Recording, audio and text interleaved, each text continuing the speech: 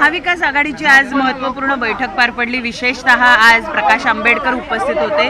काय आजच्या बैठकीचा सार आहे?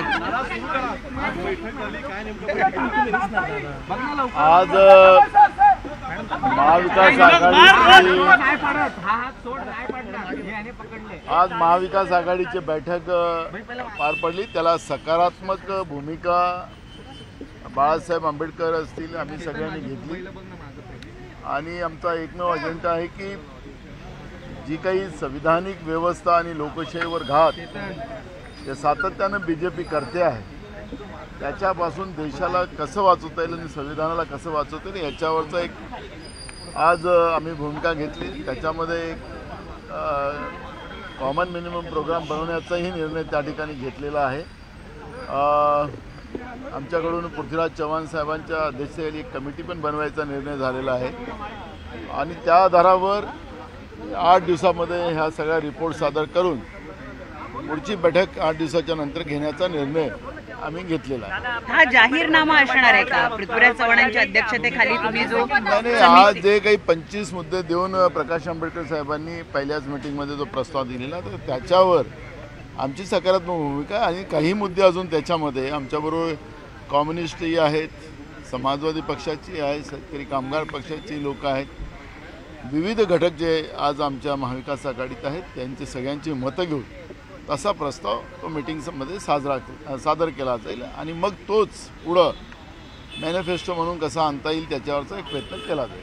प्रकाश आंबेडकर म्हणाले की आम्ही शिवसेना आणि राष्ट्रवादीसोबत आहोत, काँग्रेससोबत अजून आमचं काही बोलणं झालं नाही। आपण त्यांचं प्रेस कॉन्फरन्स इथं होतो ते मी बाजूलाच उभा होतो, असं ते काहीच बोलले नाही। पण दुसरीकडे ते हे सुद्धा म्हणाले की इंडिया आघाडी अस्तित्वातच राहिली नाही, सगळे इंडिया आघाडीतून बाहेर पडले। एक बघा, आम्ही राज्याची चर्चा करतो आहे त्याच्यामुळे इंडिया अलायन्समध्ये देशपातळीवर कुठल्या राज्यात काय होते आहे हे सगळ्यांनाच कळतं आहे। बिहारमध्ये जे घडलं ते कोणाला लपलेलं नाही आहे। नितीश कुमार आजच नाही तर ते अनेकदा या पद्धतीचं त्यांनी दलबदल केलेला आहे। त्यामुळे आणि तिथली बिहारची परिस्थिती आज वेगळी आहे। त्या ठिकाणी काँग्रेस आणि लालू प्रसाद यादव या दोन पक्षाची ताकद त्या ठिकाणी मजबूत आहे आणि म्हणूनच आज आपण पाहतो की लालू प्रसाद आणि त्यांच्या परिवारावर बीजेपीचे 2 कार्यकर्ते ईडी आणि सीबीआय कसा त्या ठिकाणी वापर केला जातो, कसा दबाव आणला जातो आहे हे चित्र देश पाहतो आहे। त्याच्यामुळे ही तानाशा प्रवृत्तीचं राजकारण बिहारमधलं हे देश बघतो आहे, त्याचे परिणाम बीजेपीला भोगावं लागणार आहे।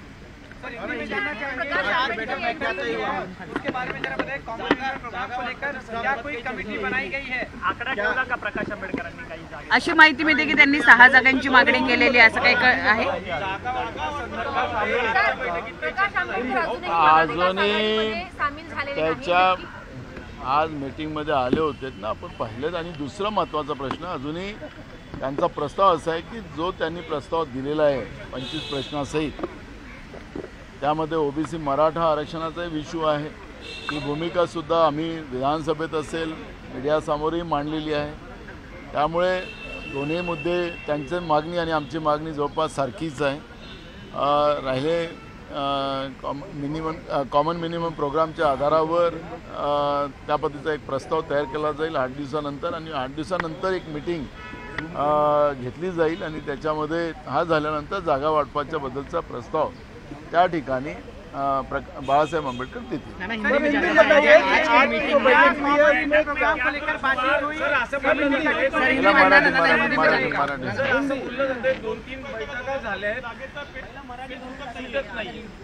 जागेचा पेच कुठंच नाही। मी परवा पण सांगितलेलं आहे की 48 जागा महाविकास आघाडी लढेल, त्याच्यामुळे कुठलाही वाद जागा वाटपामध्ये नाही। त्यामुळे याच्यामध्ये आपणही जाऊ नका आणि असा वाद कुठलाही आमच्यामध्ये नहीं। मैं आपको बताना चाहूँगा कि आज हमारी महाविकास आघाड़ी की मीटिंग हुई, उसमें खुद प्रकाश आंबेडकर जी भी उसमें शामिल हुए थे। उन्हें जो पहले मीटिंग में उनके जो लोग आए थे उनने जो प्रस्ताव दिया था 25 मुद्दे उनने दिए थे, उस मुद्दों के ऊपर एक कमेटी बनाने का आग्रह उनका था। पृथ्वीराज चव्हाण जी की अध्यक्षता में एक कमेटी बनाई जाएंगी, सभी दलों के उसमें प्रतिनिधित्व रहेंगे और 8 दिन के अंदर वो प्रस्ताव को सकारात्मक दिया जाएगा। और कुछ और मुद्दे जिसमें हमारे कम्युनिस्ट पक्ष के जो दल है, समाजवादी के जो दल है, शेतकरी कामगार पक्ष का दल है, ऐसे सबसे उसमें डिटेल लिए जाएंगे और उस तरह का एक प्रेजेंटेशन उसमें दिया जाएगा और उसी को फिर मैनिफेस्टो कैसे करने का उसके ऊपर एक डिस्कशन होगा।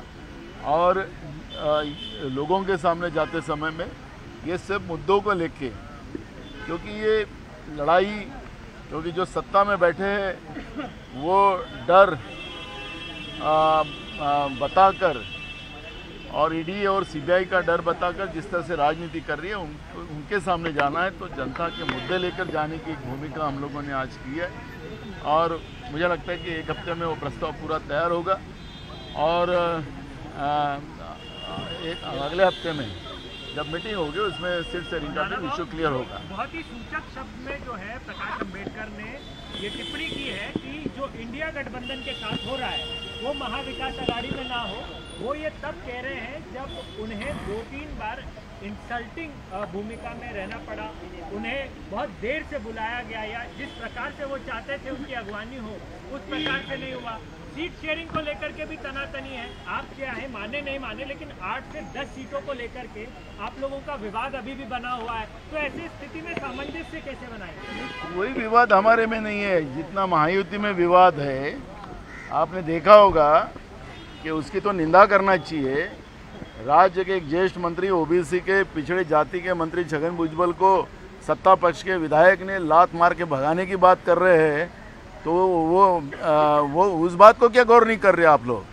इस तरह से बर्ताव किया जाता है पिछड़े जातियों के साथ, और इस तरह की जब बातें होती है उसके बारे में चर्चा क्यों नहीं होती है?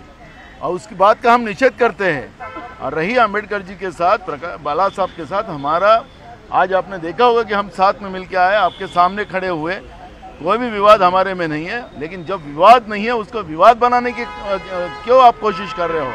लेकिन वो जो महायुति में जो पाप चल रहा है उसके बारे में क्यों नहीं चर्चा करते? क्यों बीजेपी ने जिस तरह से देश को तबाह कर दिया है उसके बारे में चर्चा क्यों नहीं की जाती है? यह भी सवाल आप लोगों से मैं पूछना चाहूँगा। संजय गायकवाडांबद्दल उन्होंने कहा कि पहले ममता बनर्जी, फिर नीतीश कुमार, फिर आम आदमी पार्टी और अब सपा ने 11 सीटों देकर जो है यूपी में देकर एक तरह से आप लोग देखो दूसरे राज्यों में देखो मेरा एक समझना कि महाराष्ट्र एक शाहफुले अम्बेडकर विचारधारा का स्टेट रहा है और जो भी क्रांति बनी है वो महाराष्ट्र से बनी है। और हम लोगों ने, सब लोगों ने मिलकर ये सोचा है कि अब संवैधानिक और लोकतांत्रिक व्यवस्था खतरे में है और जिसमें हमारा चौथा स्तंभ भी, उसको भी दबाया गया है। ऐसे समय में हम लोगों ने एक साथ आकर लड़ने का एक मानस हमने बनाया है और पूरी ताकत के साथ हम लड़ेंगे और हम जीतेंगे देश के अलग राज्यों में, क्योंकि यही से मैसेज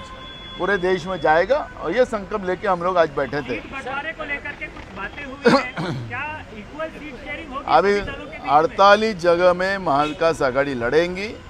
हमारे मेरिट के आधार पर सीट का बंटवारा होगा और सभी जगह महाविकास आघाड़ी जीतेंगे। संजय गायकवाड यांनी ज्या पद्धतीनं भुजबळ यांच्याबद्दल वक्तव्य केलंय त्याचा तुम्ही निषेध करताय? एका मागासवर्गीय मंत्र्यांना आणि सिनियर मंत्र्यांना या पद्धतीनं वक्तव्य करून या सरकारची मानसिकता, जी भाजपची मानसिकता आहे, जी खालच्या दर्जाच्या लोकांना ज्या पद्धतीनं शिवीगाळी देऊन लात मारून हाकला अशा पद्धतीचं वक्तव्य करणं ते निषेधार्थ आहे। सरकारने माफी मागावी आणि संजय गायकवाडला पहिले त्याला निलंबित करावं अगर या सरकारमध्ये धमक असेल तर। आणि या पद्धतीनं महाराष्ट्रामध्ये ओबीसी वर्सेस मराठा असे विवाद निर्माण करून, जसं स्वतः अजित पवार म्हणतात की मी या अध्यादेशाच्या विरोधात कोर्टात जाणार आहे, अजित पवारांचं स्टेटमेंट आहे। आता राज्याचे उपमुख्यमंत्री स्वतः या अध्यादेशाच्या, मराठा आरक्षणाच्या अध्यादेशाच्या विरोधात कोर्टात जायची तयारी दाखवत असेल तर या सरकारमध्ये काय आलबेल चाललेलं आहे? काय चाललेलं आहे? दोन समाजामध्ये भांडणं लढवायचे आणि महागाई, बेरोजगारी, शेतकऱ्यांचे प्रश्न, गरिबांचे प्रश्न बाजूला सारायचे। हा तमाशा महाराष्ट्रामध्ये कधी झाला नाही। हे भाजप प्रणित येड्याचं सरकार महाराष्ट्रात करते आहे, हे महत्त्वाचं आहे। आणि ती लढाई आमच्यासाठी महत्त्वाची आहे की राज्याला बर्बाद आम्ही होऊ देणार नाही. आम्ही सगळेजण मिळून ही लढाई जिंकू आणि या पद्धतीची वात्रट आणि राज्याची तिजोरी लुटण्याचं पाप जे हे लोक करतात आहेत, राज्याच्या जनतेच्या पैशाची लूट ज्या पद्धतीने माजवलेली आहे. आपल्याला लक्षात असेल की ज्या